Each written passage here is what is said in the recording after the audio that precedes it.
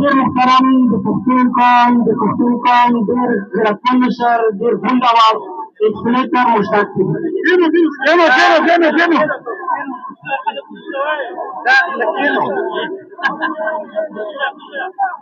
السلام علیکم ورحمۃ اللہ وبرکاتہ. وعلیکم السلام ورحمۃ اللہ. بسم اللہ الرحمن الرحیم. ملک نصیر خان کو کے خیل سے حاجی ملک برکت خان کو کی خیل سے ببو درنو د کوکی خیلو د افریدو مشرانو سیاسی زعماو قائدینو ځوانانو وخت مختصر دی او زمانه مخکې ډېرې ښایسته ښکلې او تفصیلي خبرې وشولې. زه د هغه ټولو خبرو تایید کوم، زه د هغه ټولو خبرو توثیق کوم. هغه ټولې خبرې زما خبرې وي او هغه ټولې خبرې ما ته منظورې دي. زه ملک نصیر خان ته، ملک برکت خان صاحب ته او د کوکی خیل جرګې ته خراج تحسین پیش کوم، شاباسي ورته ورکوم.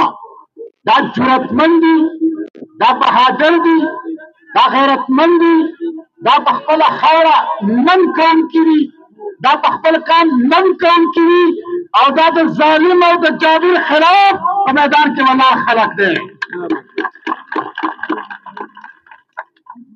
دا کومه اعلامیه چې پیش شوله، زه د دې اعلامیې توثیق کوم، زه د دې اعلامیې تایید کوم. زه دغه اعلامیه خپله اعلامیه ګڼم او انشاءالله په 14 اکتوبر چې زما افریدی او کوکی خیل خپل تیرا ته د مارچ په صورت کې ځي، 29 اکتوبر سره انشاءالله ولاړ دي. عزیزانو، خبره دلته وشوله چې په دې دستور کې لیکلي چې په دې پاکستان کې ته هر ځای ته تللی شي، کاروبار کولی شي، پراپرټي اخیستی شي، خو زما کوکی خیل 14 کاله خپل کور ته نشي تللی، خپل حجرې ته نشي تللی، خپل جومات ته نشي تللی او خپل باغ او خپل پټي ته نشي تللی. دا ظلم دی، دا ریاست دهشتګردي ده، دا ظلم او دا ریاست څلور کاله داسې 70% 75% کوکی خیل چې لاړل او بحال شو. دا په ما باندې د حکومت احسان نه دی، دا په ما د ریاست احسان نه دی، دا په ما د حکومتي ادارو احسان نه دی. دا زما د کوکی خیل مشر او سپین ږیری، دا زما د کوکی خیل ځوان 4 کاله په جرګو کې، په درنه کې، په مظاهرو کې او د مارچ په ذریعه سره دا حکومت او ریاست مجبور کړه چې 70-75% کوکی خیل بحال کړه، 25-30% کوکی خیل باقی پاتې دي. زه حکومت ته او ریاست ته که یو سترګه دې جوړي او بله خاندي دا به بحال کړي انشاءالله. دا کوکی خیلو کې امن نشته دی، نو چې امن نشته نو دا زما ګناه دی، دا خو د ریاست غلطي ده، دا خو د حکومت ګناه دی. نو د حکومت او د ریاست د ګناه سزا به زما کوکی خیلو ته نه ورکړې. د پاکستان د 2024 بجټ راواله، د ټولو نه لوی خرچ د 2024 په بجټ کې 1 نمبر باندې هغه د سود ادایګي ده. د سود او قرضې دا نوم نه دي اخیستي، دا زمونږ په نوم باندې دوی جرنیلانو او دوی اشرافیه اخیستي دي، ابا ملکونو کې ایښي دي. موږ ته هیڅ نشته. زه خو د بجلۍ نه، د ګیس نه، د سړک نه، د سکول نه، د هسپتال نه او د 3G او د 4G نه محرومه یم. ما سره څه دي؟ ما سره خو هیڅ نشته.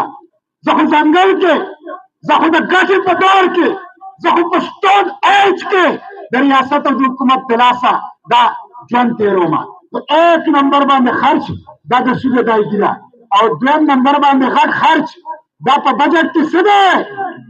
دا د فوج بجټ دی، د فوج بجټ 3,000 ارب روپے دا فوج زمان والی د څه دپاره د دې دپاره چې ماله به سکیورټي راکوي امن به راکوي زما جومات زما حجره زما کور زما پټی زما بازار هغې ته به امن ورکوي نو چې امن نشي ورکولی 3,000 ارب روپے به د دې غریب قوم د ټیکس نه نه او چې اخلي نو په ګریوان کې به دله لاس اچوم زما دیو ته ځم او هلته امن ستا ذمهداري ده زما نه ده عزیزانو زما کوکې خیل بې کوره دی 14 کاله TDPs temporarily displaced person وطني مهاجر په پاکستان کې دا کوکې خیل دی دا پښتون دی چې دی وطني مهاجر دی په خپل وطن کې مهاجر دی او د یو ورځ او د یو کال نه نه د 14 کالو داسې زما کوکې خیل خو بې کوره دی روزګار تباہ کاروبار تباہ پټۍ تباہ باغ تباہ جماعت تباہ مدرسہ تباہ کور تباہ روایات او اقدار تباہ جرګې تباہ او بل طرف ته جربیلان جزیرې علی جزیرې جربیلان پاپا جونز علی جربیلان بلینز آف ډالر د امریکې او د یورپ په اکاونټونو کې دي ځکه چې تا خو زه دلته راوشړلی ما هلته ته د آیسو کاروبار کې هلته ته د هیروین کاروبار کې هلته ته د وسلې کاروبار کې هلته ته منی لانډرنګ کې چوکیدار په کور قبضه کړې ده چوکیدار به وباسو د خپل کور ده دا کور دا زمون دی دا د چوکیدار نه دی وروڼه دا څومره ظلم دی زما د پښتون قوم غواګانې هم ترخه ګرځي د پښتون قوم میخ هم ترخه ګرځي په میروي کې تاسو وکتل چې په میخو په غواګانو په څاروو په چارپاحو پاسپورټس بهونه استعمالوي زما هغه دې زبانه هغې پرېنښودل زه د ریاست نه د حکومت نه تپوس کوم چې دا میخې دهشتګردې وې دا غواګانې دهشتګردې وې دا د پښتون قوم تضلیل دی دا د پښتون قوم بېعزتي ده او دا یو تصویر دی چې کوم ظلم د پښتون قوم سره کېږي لہذا من خپل کوکې خیل سره افریدو سره ولاړ یو ملک حاجي نصیر خان صاحب انشاءالله ستا په لاسو کې لاس دی ته زموږ قائد دی ته زموږ رهنما او انشاءالله په 14 اکتوبر به ستاسو په قیادت کې کوکې خیل بیا ته بوځو او انشاءالله آبادوږه انشاءالله آبادوږه نو دا خبره درته کومه پر امن جدوجہد دا 70-75% خلک چې هلته لاړې دا د کوکې خیلو پر امن جدوجہد دی ستاسو دې پر امن جدوجہد دا خبره ښکاره کړله چې په چاړه کې ناست فوجي او د غر د پاسه ناست یو دی دا ستاسو پر امن جدوجہد ښکاره کړه جدوجہد به پر امن جدوجہد به د قانون په دایره کې او د پر امن او د قانون په دایره کې چې د باندې ده هغه خلک چې زما په سر ډالر لري هغه خلک چې د امریکې د ډالر چل زما خاوند ته راوړي هغه به انشاءالله زغلو او ډېر کار شوی دی لږ پاتې دی آخر کې کله ګیرتی هندي کو ایک کچا اور کو ګیرتی هندي مارم کو ایک کچا دیواروں کو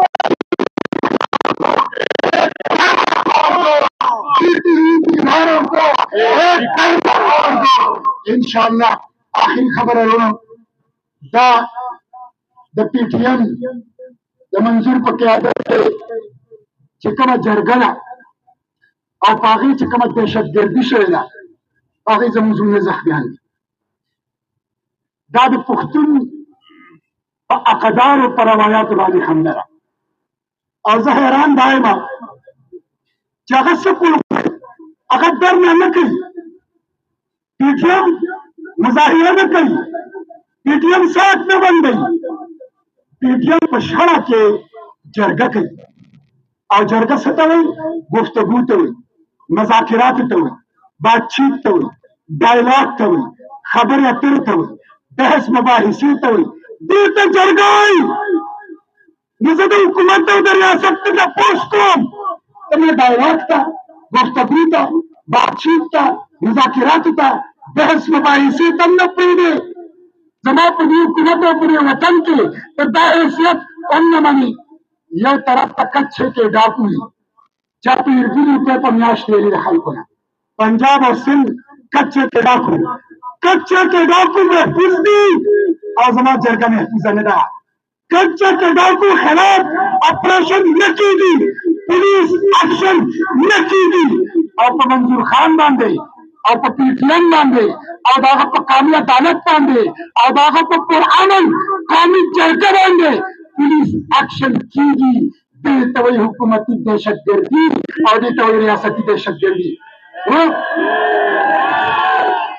منظور څه غواړي؟ منظور دا غواړي چې جبري ګمشدګي ختمه کړي. منظور دا غواړي چې ملټري اپریشن ختم کړي. منظور دا غواړي چې ټارګټ کلر ختم کړي. منظور دا غواړي چې پتاخوري ختمه کړي. منظور دا غواړي چې ترهګري ختمه کړي. منظور دا غواړي چې مسلح دستې ختمه کړي. منظور دا غواړي چې ماته امن راکړه امن. منظور دا غواړي چې زما بچو ته تعلیم ورکړه، زما رنځور ته علاج ورکړه او زما د صوبې په ځنګلاتو قبضه مه کوه. زما د صوبې په معدنیاتو قبضه مه کوه. زما د صوبې په پټرولو په ډیزلو په سرو او سپینو قبضه مه کوه. دا خبره خو زما په دستور کې لیکله. دا خو زما په دستور کې لیکله. دا خو کانسټیټیوشن اف پاکستان کړې ده. منظور د قانون په دایره کې خبره کوي. منظور د دستور په دایره کې خبره کوي. منظور د پاکستان په جغرافیه کې دنه خبره کوي. او څوک چې منظور ته وایي چې دی پاکستان خلاف دی او دی دلته قدم نه ښایي، حقیقت کې دغه خلک د پاکستان دستور نه مني او دغه حقیقي دهشتګرد دي او د پاکستان دشمنان دي. موږ د دې قومي جرګې د سره مرسته کوو. زه په حیثیت جماعت اسلامي او کارکن منظور سره ولاړ یم، پی ټي ایم سره ولاړ یم او قومي جرګې سره ولاړ یم انشاءالله. او آخري خبره خدا کومه، منظور خو خپله جلا جاري که نه فریاد کوي پښتون لپاره کوي، د ځان لپاره نه کوي، د دې خاورې لپاره کوي، د دې قوم لپاره کوي. سیاسي جماعت یې نه جوړ کړی، د دې لپاره یې نه جوړ کړی چې تاسو ته اعتراض وکړي چې خپل سیاسي مقاصد دي. د ټول پښتون خبره کوي، ټول راغونډوي، ټول خلکو ته دعوت ورکوي، په دې وطن کې آباد هر پښتون ته نمایندګي ورکوي. نو جلا او فریاد او خپل دین ته هم ته نه پرېږدئ. نو ته پښتون ځوان ته کوم پیغام ورکوې؟ ته پرامن سرګرده ته پښتون ځوان نه پرېږدي، ته پرامن جرګې ته پښتون ځوان نه پرېږدي، ته فریاد ته، ته جلا ته، ته دین ته پښتون ځوان نه پرېږدي. ته د ریاست او د حکومت طاقت د پښتون ځوان خلاف استعمالوي. نو زه ستا نه تپوس کوم ستا څه مطلب دی؟ دا ملک ورانې ماته، ته دا ملک ماته، ته د دې ملک دشمني، ته امن نه منې، ته مذاکرات نه منې، ته گفت شریف نه منې. آخري خبره ویډیو کو کې خیر ته کوم، تاریخي خبره ته کوم. دلته وزیر اکبر خان راغلی او وزیرګان غالبا د هغه په نوم دی. وزیر اکبر خان دومره لوی بهادر شهزاده د افغانستان چې هغه ته رستم افغان دی. افغان فرست انګلو افغان وار کې فرنګي ته ماتې ورکړې وه او صرف یو ډاکټر دا دغلته هغه مومبتي چوک کې چې کوم بیرکونه دي دغه بیرکونو کې بیا د هغه علاج کېده. هلته یو ډاکټر برای د مې راپرېښی نور ټول وجلي. هغه وزیر اکبر خان 500 کسانو سره راغی افریدو ته او دلته د رنجیت سنګ جرنل مان سنګ هغه دلته دیره او 500 کسان ورسره ایستل. جرنل مان سنګ سره یورپي جرنیلان، د فرانس توپخانه، د یورپي توپخانه، د فرانس جرنیلان ورسره په جدید ترین یورپي طرز باندې د هغه د فوجو ټریننګ او تربیت شوی او د انتها فوج ورسره. وزیر اکبر خان صاحب 500 کسان افریدو ته راغی، افریدو ته یې مرسته راسره وکړه. دا پښتنو چې دا متلې جوړې کړې دي دا د سلو زرګونو کالو د تجربې نه پس چې خپل نه نو پردي به دې پکار شي او چې پردي نه افریدي به دې پکار شي. افریدو صاحب ته وینا وزیر اکبر خان ورته ملت وکړو، جرګې ورته وکړه، افریدي ورسره ملګري شو او کوم ځای کې چې اسلامي کالج جوړ دی، اسلامي کالج د دې اسلامي کالج په ځای باندې یو خونړی جنګ وشو، جنرال مانسنګ قتل کړی شو او پښتنو یو څرګنده ماتې دا د رنجیت سنګ فوج او سکھ فوج ته ورکړه، دا د افریدو په برکت باندې. اکسې څنګه چې وزیر اکبر خان افریدو ته په جرګه راغلی، نن منظور خان تاسو ته په جرګه راغلی. منظور خان په جرګه راغلی دی. اے افریدو، اے ترکی خانو، لکه څنګه به چې د رنجیت سنګ او د سکھ خلاف وزیر اکبر خان سره مرسته کړې وه، دقسې به د دې پښتنو د حقوقو دپاره په دې وطن کې د امن دپاره د خپلو مسلو دپاره منظور خان سره مرسته وکړئ. زه حکومت ته دا خبره کوم که دې جرګې ته نقصان ورسېده، منظور او د هغه لیډرشپ او ملګرو ته نقصان ورسېده، 15 ادارې به زما ذمېداري. 15 ادارې. نمبر 1 وزیر اعلی خیبر پختونخوا، نمبر 2 گورنر خیبر پختونخوا، نمبر 3 وزیر اعظم پاکستان، نمبر 4 صدر پاکستان، نمبر 5 د پنډه جرمېلان.